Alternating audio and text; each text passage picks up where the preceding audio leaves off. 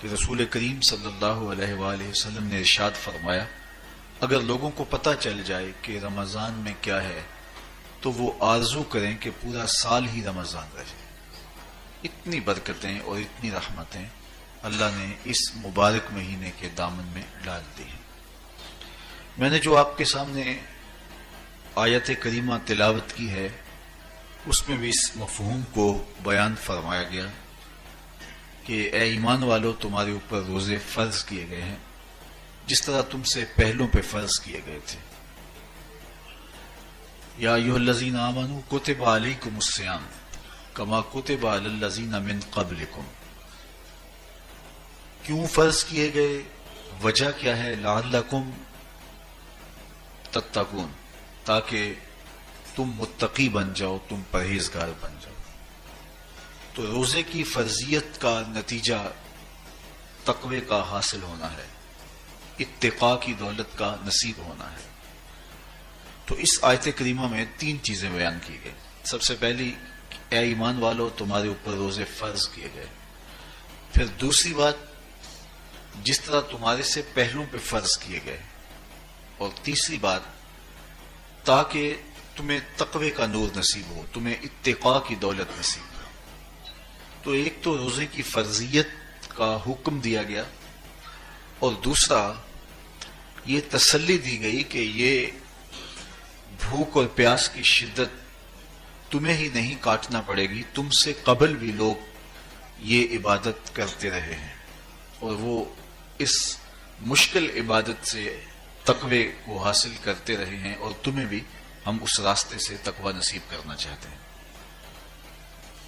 علامہ حقی علیہ رحمہ نے لکھا ہے کہ ملک تحمور الثالث، یہ حضرت آدم علیہ السلام کی اولاد سے تیسرا بادشاہ گزرا ہے، اس کے زمانے میں قحط پڑ گیا تھا۔ تو اس نے اپنی قوم کو یہ حکم دیا کہ ایک وقت کا کھانا آپ کھا لیں اور ایک وقت کا کھانا بچائیں اور وہ قحط زدہ علاقوں میں بھیجیں۔ تو قوم نے اس حکم کو بصر و چشم قبول کیا اور ایک وقت کا فاقہ کاٹ کے اپنے ان بھائیوں کے لیے وہ کھانا بھیجتے جو قحط میں مبتلا تھے۔ قوم کی یہ ادا اللہ کو پسند آ گئی اور وقت کے نبی پر وحی کی گئی کہ تمہارے اس عمل کو ہم عبادت قرار دیتے ہیں۔ تو حضرت آدم علیہ السلام کے بعد متصل ہی یہ عبادت فرض کی گئی، اور پھر جتنی بھی ملتیں، قومیں اور امتیں آئیں ان میں روزے کی تحسین کی گئی اور روزے کی تلقین کی گئی۔ پرانی جتنی بھی کتابیں ہیں، اناجیل ہیں، تورات ہے، اس میں روزہ داروں کی تعریف موجود ہے۔ اور حضور علیہ السلام جب اس دنیا پہ تشریف فرما ہوئے تو آقا کریم روزے کی فرضیت سے پہلے بھی روزے رکھتے تھے۔ ویسے روزہ سن 2 ہجری کو فرض ہوا ہے، شعبان المعظم کے مہینے میں، لیکن اس سے قبل بھی ایام 20 کے حضور روزے رکھتے تھے، اور اس کے علاوہ بھی مختلف ایام میں اللہ کے محبوب روزے رکھتے تھے۔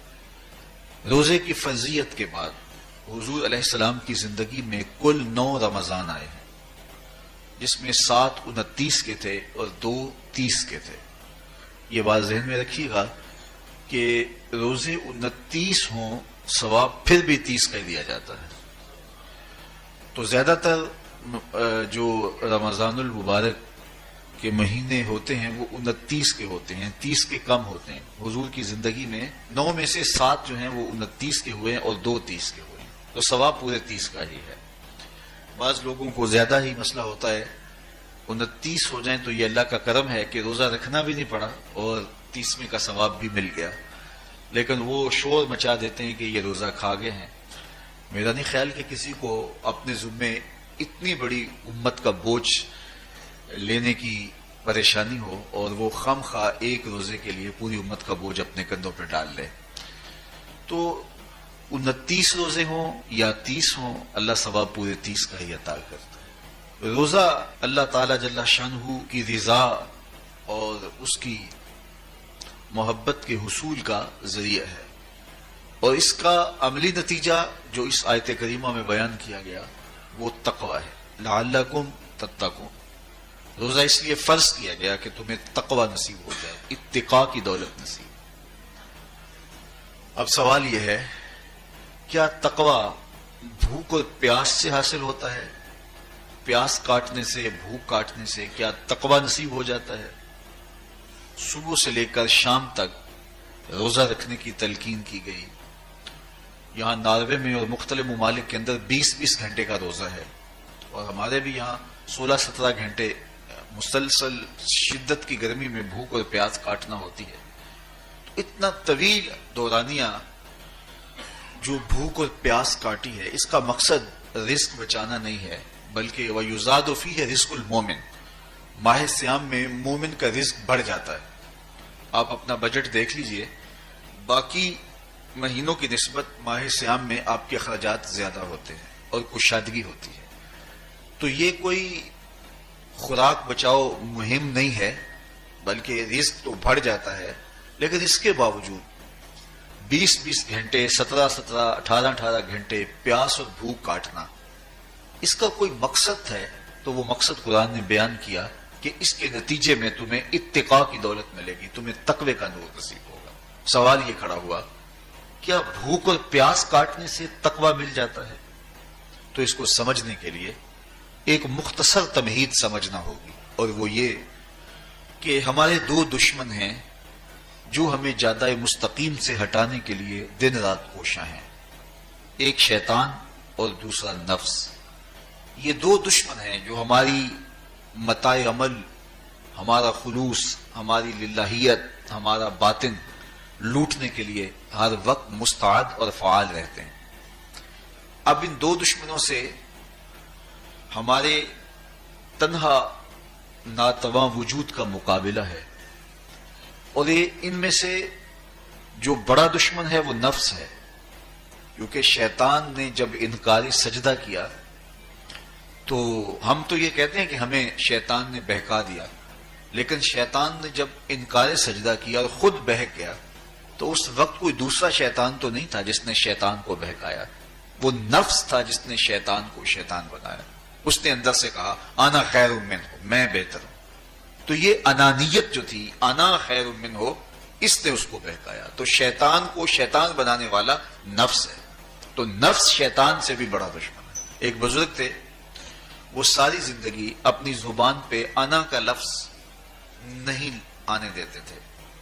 اس مفہوم کو بیان کرنا ہوتا تو وہ با الفاظ دیگر بیان کرتے. میں کا لفظ، انا کا لفظ وہ اپنی زبان پہ ساری زندگی انہوں نے جاری ہی نہیں ہونے دیا. کہتے تھے اس لفظ نے شیطان کا بیڑا غرق کر دیا، تو میں یہ لفظ زبان پہ آنے نہیں دوں گا. اچھا، بندے بھی بڑے عجیب ہوتے ہیں. کسی نے کہا لو لو، ان کی زبان پہ یہ لفظ آتا کیوں نہیں؟ میں جاتا ہوں اور ان کی زبان پہ یہ لفظ آئے ہی آئے. چلے گئے. بزرگ تشریف فرما تھے، نماز کا وقت قریب ہو رہا تھا. حضرت ایک مسئلہ پوچھنے آیا ہوں. کہا پوچھیے. شیطان کو کس چیز نے برباد کیا؟ حضرت آپ تو بولیں گے کہ میں نے، آنا نے. تو کہوں گا جیسے بھی ہوا ان کے زبان پہ لفظ میں تو آ ہی گیا نا. تو وہ بزرگ بھی بڑے سیانے تھے، اس کی نیت کا کھوٹ سمجھ گئے. فرمانے لگے بیٹا نماز کا وقت ہو گیا ہے، نماز پڑھ لیتے ہیں پھر اس پہ بات ہوتی ہے. نماز ہوئی، سلام پھرا تو خود ہی فرمانے لگے کسی نے کہا تھا کہ شیطان کو کس چیز نے برباد کیا؟ جواب دینا چاہ رہا ہوں. کس نے پوچھا تھا؟ جھٹ کھڑا ہو گیا. میں نے کہا اسی چیز نے اس کا بیڑا غرق کر دیا. تو جو نفس تھا وہ شیطان کو شیطان بنانے والا ہے. تو ہمارے ساتھ نفس بھی لگا ہوا ہے، ہمارے پیچھے شیطان بھی لگا ہوا ہے. شیطان بھی بڑا مکار دشمن ہے، چھوٹا دشمن یہ بھی نہیں ہے. یہ ہماری متاع عزیز کو، متاع ایمان کو، متاع عمل کو، متاع خلوص کو لوٹنے کے لیے دن رات مستعد اور فعال رہتا ہے. اللہ کے محبوب نے فرمایا الشیطان جاسم علی قلب ابن آدم فاذا ذکر اللہ خانسہ واذا غفل وسوسہ. شیطان اولاد آدم کے دل پہ قبضہ جما کے بیٹھ جاتا ہے. جب یہ اللہ کا ذکر کرتا ہے تو بھاگ جاتا ہے، اور جب یہ اللہ کے ذکر سے غافل ہوتا ہے تو یہ وسوسہ اندازی کرتا ہے. تو شیطان اولاد آدم کے دل پہ قبضہ جماتا ہے. اسے پتا ہے کہ دل قابو میں آ گیا تو پورا بدن قابو میں آ گیا. چونکہ میرے اعضائے بدنیاں میرے دل کے تابع ہیں. موسم اچھا ہے، رت سہانی ہے، صحن چمن میں پھول کھلے ہیں، لیکن میرا دل نہیں چاہ رہا تو ٹانگیں جنبش ہی نہیں کریں گی. مرغن غذائیں سامنے پڑی ہیں اور آپ کا تقاضا ہے کہ جناب لے لیجئے، لیکن میرا جی نہیں چاہے گا تو ہاتھ جنبش نہیں کریں گے۔ آسمان ستاروں اور کہکشاؤں سے بھرا ہوا ہے، جی نہیں چاہے گا تو نظر نہیں اٹھے گی۔ آپ سماعتیں بچھائے بیٹھے تھے، جی نہیں چاہے گا زبان نہیں بولے گی۔ تو پورے آزاد دل کے تابع ہیں، اور اگر دل شیطان کے تابع ہو گیا، اس کے ہتھے چڑھ گیا، تو پھر اعضاء وہی کریں گے جو شیطان چاہے گا۔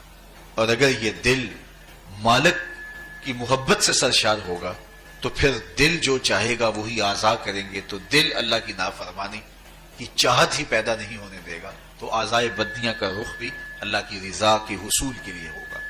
تو شیطان بھی قبضہ دل پہ جماتا ہے اور دل کو قابو میں کر کے حضرت انسان کا بیڑا غرق کرتا ہے۔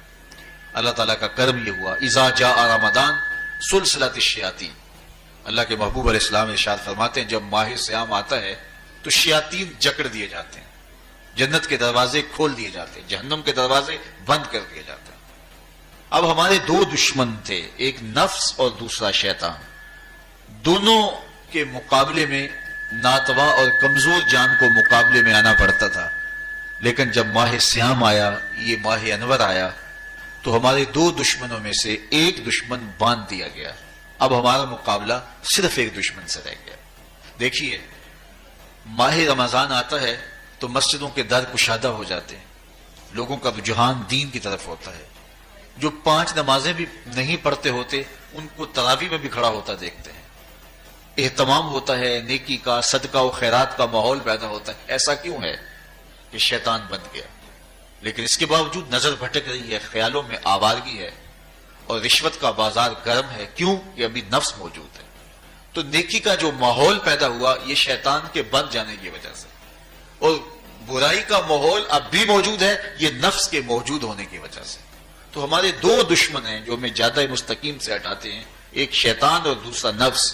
اب جب ماہ صیام آیا تو شیطان باندھ دیا گیا، اب ہمارا مقابلہ صرف نفس سے ہے، اور یہ نفس شیطان سے بھی بڑا دشمن ہے۔ شیطان کو شیطان بنانے والا نفس، اور وہ ہمارے ساتھ جڑا ہوا ہے۔ ماہ صیام میں شیطان تو بند گیا لیکن نفس نہیں بندھا۔ اب ہمیں اپنے نفس کو کمزور کر کے اور اپنی فتح حاصل کرنی ہے اور تقوی کی منزل کو پانا ہے۔ اب شیطان تو اللہ نے باندھ دیا، اب نفس کو کیسے باندھے؟ تو آئیے، نفس کی بندش کیسے ہوگی یہ کسی ایکسپرٹ سے پوچھیں گے کہ یہ کیسے اس کو باندھیں گے، اس کو کیسے قابو میں کریں گے۔ تو کسی ایسے شخص سے پوچھیں جو اس شعبے کا ماہر ہو۔ تو علامہ اقبال کے مرشد ملا جلال الدین رومی علیہ رحمہ کہتے ہیں آؤ تمہیں میں ایک معالج کا پتہ دیتا ہوں جو تمہیں اس بیماری کا علاج بتائے گا اور اس کی بندش کے طریقے بتائے گا۔ شیخ رومی علیہ رحمہ فرماتے ہیں ہفت شہر عشق را اتار گشت ما ہنوز اندر خم یک کوچام، عشق کے 7 شہر شیخ فرید الدین اتار گھوم چکے ہیں، اور میرے جیسا شخص عشق کے پہلے شہر کی پہلی گلی کے کونے پہ کھڑا ہے۔ اب اندازہ کیے کہ جن کا پتہ حضرت ملا جلال الدین رومی دے رہے ہیں وہ کس بلند مرتبے پہ فائز المرام ہے۔ فرمایا کہ وہ عشق کے 7 شہر گھوم چکے ہیں اور میں پہلے شہر کی پہلی گلی کی نکڑ پہ کھڑا ہوں۔ اب شیخ فرید الدین علیہ رحمہ سے پوچھئے کہ شیطان تو بند گیا، اب نفس کا وبال ہمارے اوپر پڑ رہا ہے اور ہم اس کے باوجود ماہ صیام کے اندر گناہوں میں منہمک ہیں، تو ہمیں بتایا جائے کہ اس نفس کا علاج کیسے کیا جائے۔ ہمیں آپ کا پتہ بتایا گیا ہے۔ تو شیخ فرید الدین اتار بولے نفس نتواں کشت الا باسے چیز بات گوئم یاد گیرش اے عزیز، نفس نہیں مرتا لیکن اگر 3 اسلحے تیرے پاس ہوں تو یہ ٹھہر بھی نہیں سکتا۔ وہ 3 اسلحے کون سے ہیں؟ خنجر خاموشی و شمشیر جو، نیزائے تنہائی و ترک ہجو۔ خاموشی کا خنجر، بھوک کی تلوار اور تنہائی کا نیزہ، یہ 3 اسلحے ایسے ہیں اگر تو یہ لے کر کے نفس پہ ٹوٹ پڑے تو پھر نفس کا مقابلہ تیرے لیے آسان ہوگا۔ خنجر خاموشی، خاموشی کا خنجر، اللہ کے محبوب علیہ السلام نے فرمایا من صامت نجا، جو خاموش ہو گیا وہ نجات پا گیا، کیونکہ انسان کی زندگی کی زیادہ آفتیں اس کی زبان کی وجہ سے۔ آپ اپنے گناہوں کا اور میں اپنے گناہوں کا اگر احتساب کروں تو ہمیں سب سے زیادہ گناہ زبان کے ملیں گے۔ آنکھیں بھی گناہ کرتی ہیں، ہاتھ بھی گناہ کرتے ہیں، پاؤں بھی گناہ کرتے ہیں، لیکن سب سے زیادہ گناہ زبان کرتی ہے۔ جھوٹ بھی بولتی ہے، غیبت بھی کرتی ہے، شکوہ بھی کرتی ہے، گالی سب و شتم اور کیا کچھ زبان کے گناہ ہیں. اسی لیے اللہ کے محبوب نے فرمایا جو تمہارے دو جبڑوں کے درمیان ہے یعنی زبان اور دو ٹانگوں کے درمیان ہے تمہاری پارسائی کی جگہ، تم ان دو چیزوں کی مجھے ضمانت دے دو، میں محمد تمہیں جنت کی ضمانت دے دیتا ہوں. تو انسان کے سب سے زیادہ گناہ زبان کے ہیں اور اس کی پارسائی کی جگہ کے. تو اس لیے میرے حضور نے فرمایا من صمت نجا، جو خاموش ہو گیا وہ نجات پا گیا. خنجر خاموشی، خاموشی کا خنجر نفس کشی کا ایک مؤثر ذریعہ. اور دوسری بات بشمشیر جو، اور بھوک کی تلوار. تو بھوک سے نفس کا مقابلہ کیا جا سکتا ہے، بھوک کی تلوار سے نفس کا سر کاٹا جا سکتا ہے. اللہ کے محبوب کا فرمان سنیے، یا معاشر الشباب من استطاع منکم الباء فلیتزوج فإنه اغض للبصر واحسن للفرج فمن لم يستطع فعليه بالصوم فإنه له وجاء. اے جوانوں کے گروہ، تم میں سے اگر کوئی نکاح کرنے کی طاقت رکھتا ہے تو وہ دیر نہ کرے، فی الفور نکاح کر لے. یہ نظر کا اور پارسائی کا محافظ ہے. لیکن اگر تم میں سے کوئی نکاح کرنے کی فی الحال پوزیشن میں نہیں ہے تو وہ کثرت کے ساتھ روزے رکھے.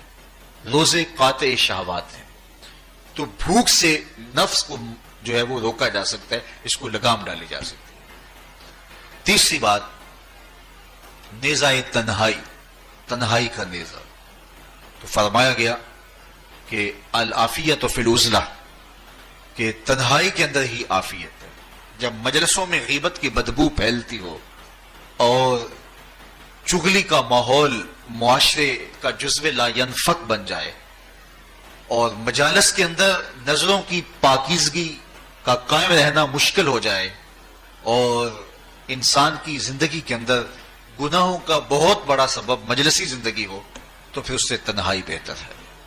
حضرت شاہ نقشبند بخاری فرماتے ہیں کہ فقیر کے لیے سب سے اچھی جگہ اللہ کا گھر مسجد ہے، یا کسی کامل صالح شخص کی صحبت ہے، اور یا پھر تنہائی ہے. چوتھی جگہ ہلاکت کے علاوہ اور کچھ نہیں ہے.